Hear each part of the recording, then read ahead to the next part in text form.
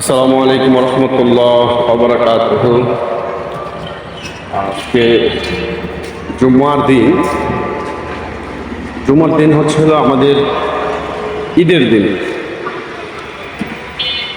বছরে আমরা 52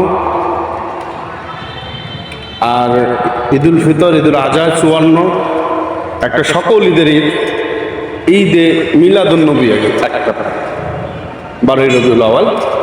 সেদিন আমার নবী করিম সাল্লাল্লাহু আলাইহি ওয়াসাল্লাম এই দুনিয়াতে আসেন।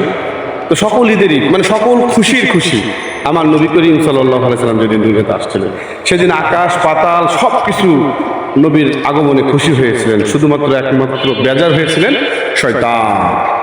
শয়তান। তখন পাহাড়ের গোয়ায় গিয়ে কান্নাকাটি শুরু করছিল, এই তো শেষ, আমার দিন চলে আসছে, রহমতুল লিল আলামিন। তো আমরা এই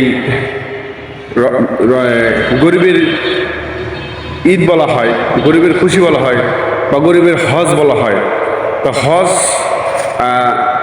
অনেক এখানে সবচেয়ে প্রচলন আছে। তো এটা আসলে গরিবের ঈদের দিন। আমরা এই দিনে আমাদের মা বাবার কবর জিয়ারত করব এবং আমরা সবাইকে দোয়া করবো ইনশাল্লাহ। আমিন। আসসালামু আলাইকুম ওয়া রাহমাতুল্লাহ।